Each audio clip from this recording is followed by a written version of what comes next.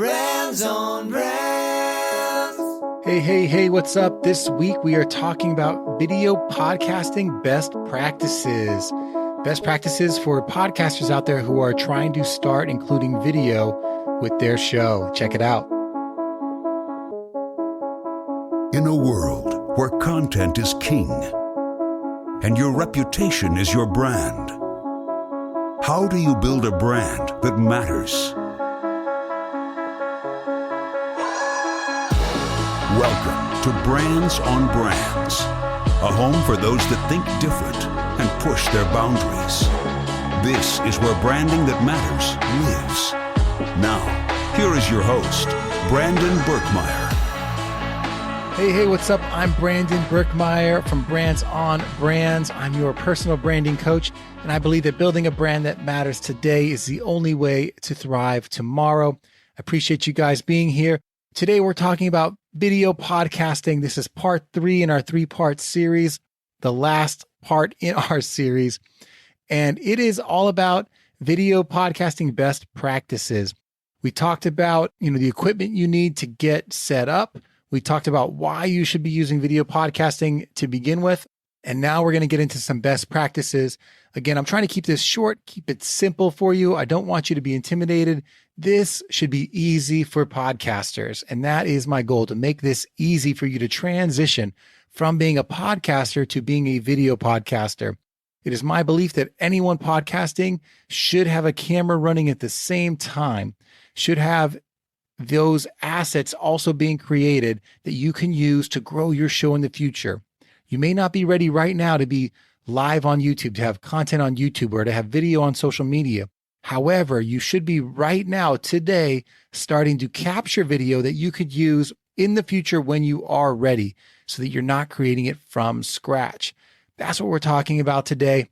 Specifically, when you're getting ready, after you've taken these steps that we talked about, after you've gotten the right equipment and you've set up your show, after you've committed to doing this and being ready with just minimal setup like we talked about in the last show, what you're going to want to figure out is, what is going to take me from being ready to being done, right? And that's what we're going to get into, is those best practices from now having video assets to actually getting them onto YouTube and onto social media. What are the things that matter? And specifically on YouTube, we're going to focus on that because that's the easiest transfer of episode content, right? That's the first place that you could have a new home for your long form podcast content. Now, what got me thinking about this too is, there's a lot of podcasters who ask the question, should I be repurposing my podcast to YouTube? And that's a good question, right? Because YouTube, it's a very different visual. We have people that have amazing camera content in different angles, and they zoom in and they zoom out and they do different things. And the reason that that's important is it's just another level of interest for your show, right? So when thinking about that, what is the difference when I'm ready to take that step? I think the first thing we've all gotta commit to is creating content that makes sense for the channel, right? Just taking your podcast and throwing it up on YouTube, either as just audio is not going to work, or as raw video footage is not going to work. Those two things are not interesting to watch, not engaging to the audience, and really don't respect what the power of the platform is. So if people take the risk and look at your video once, they're not going to want to watch it a second time. So your goal is to be able to develop video that is strong enough that will keep people coming back, will keep them engaged to finish watching your video so that new eyeballs come to your channel, right? And this isn't a masterclass on YouTube, but there are 3 basics that I want you guys to think about just to get you started to where you're not posting random audio and video content on YouTube. You want to do this right. You took the step, you recorded it, you got the camera, you got the equipment, you have the right lighting, you recorded this stuff. Here's the 3 simple things you guys need, right? The first is going to be video assets. So what do I mean? I mean, you're going to need a couple of little graphical things that help brand your show.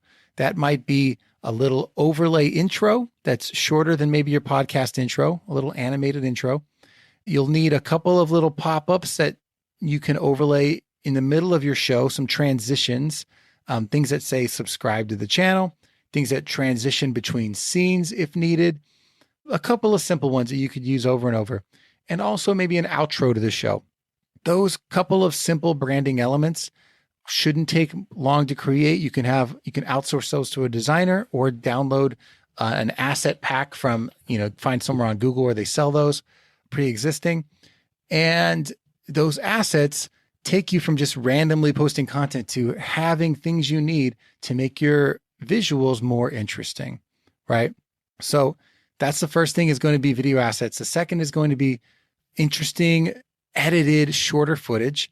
You're going to want to cut your content down. And then the third is going to be some keyword research. So let's finish talking about video assets. When I started thinking about putting my stuff on video, I tried a bunch of different things. I just gave the whole thing to an editor and got it back. I tried to just post the graphic images. I tried to just post audio. All of it, I could tell you I wasn't proud of it. I put it out there. A, I wasn't proud of it. And B, it wasn't effective. And you could tell why. Like, I didn't want to watch it. Why would someone else want to watch it? As I gave it to an editor, that was slightly better, slightly interesting. But I realized I didn't have any consistent branding assets that made the show feel like a show instead of something that was randomly hodgepodge together, right? Bootstrapped together. So those video assets are step one, and they are the kind of thing you can have developed for pretty cheap. So I would say if you are like trying to get there, put that on your checklist of things to do. I need video assets. I need to create some video brand assets. And that should be, step one on your checklist. Step two on your checklist is to figure out who your editor is going to be. Who's going to edit this footage? You can go directly to like Upwork and find an editor there to hire to work with you consistently. I tried a few of those people. They can be a little expensive and then inconsistent. I tried different people from different countries, and I started working with someone consistently and then they ghosted me, right? That could happen when you work with freelancers, especially in different countries, but it's an option that maybe will get you started. The second, I interview a lot of YouTubers, and when I ask them, a bunch of them referred two different companies to me. One was Video Husky and the other was VidChops. You can Google those and find them and check out their offerings. I think Video Husky was the one that people recommended the most. And essentially what they do is, you take all this footage you've been saving and you take these video assets that you've now built and you send it to them, and they take care of all the editing, and they're a company. So you always have someone working on you, on your projects. They try to keep someone consistent on your projects so that they know all the information you give them. They can apply that to your next, all the upcoming videos after the first one you give them. And it's, depending on the packages you buy, you could essentially, like for $400 a month, get 20 videos edited or something like that, or as many as you need. So yes, it's an investment. And that's why I say, if you're not ready to spend the money, at least be capturing the video so that later you can give it to them and you can just have them do a bunch of videos from your archives. But that's going to be, I think, the fastest power move to getting your show ready and presentable for a video format, for a YouTube, right? And guess what? They're going to do all the extra stuff. They're going to cut your videos down from being a 45-minute interview to being a 20-minute interview or a 10-minute interview. Maybe even it's 2 or 3 10-minute interviews based on the trains of thought you're having in your show.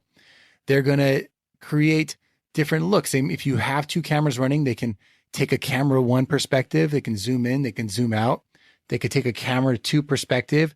They can get one with you looking at that directly, or they can get one from the side while you are talking to the other camera and just present different points of view that are interesting to the viewers.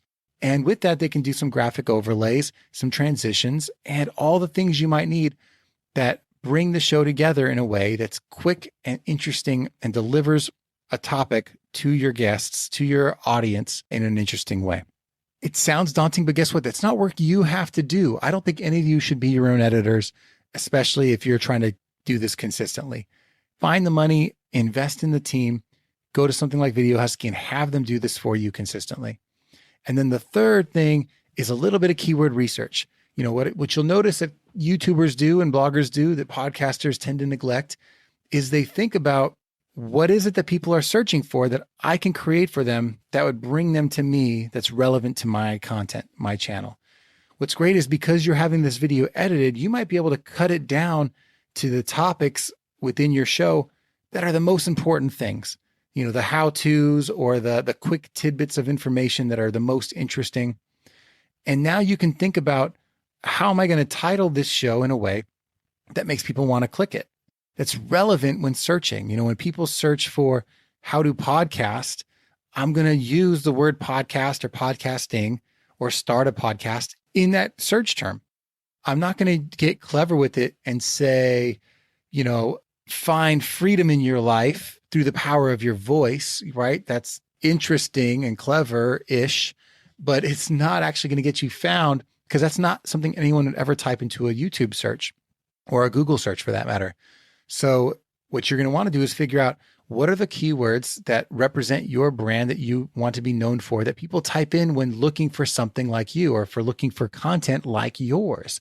And how do you take that information and embed it, not just into the themes of your videos, but also into the titles of your video and into the descriptions of your video, so that you can start to rank for these types of shows or these types of words. Also, YouTube asks you specifically, what are the keywords that you want to rank for? Help us categorize your content. So thinking about that ahead of time is helpful. And if you can't do it for past shows in terms of thinking about it ahead of time, you just have to then categorize them as best you can. And then forward looking for new shows, think about, does this show represent a keyword well? Is there something that I could be focusing on that really represents my brand? Or am I creating random content that doesn't fit into the context of my show, right?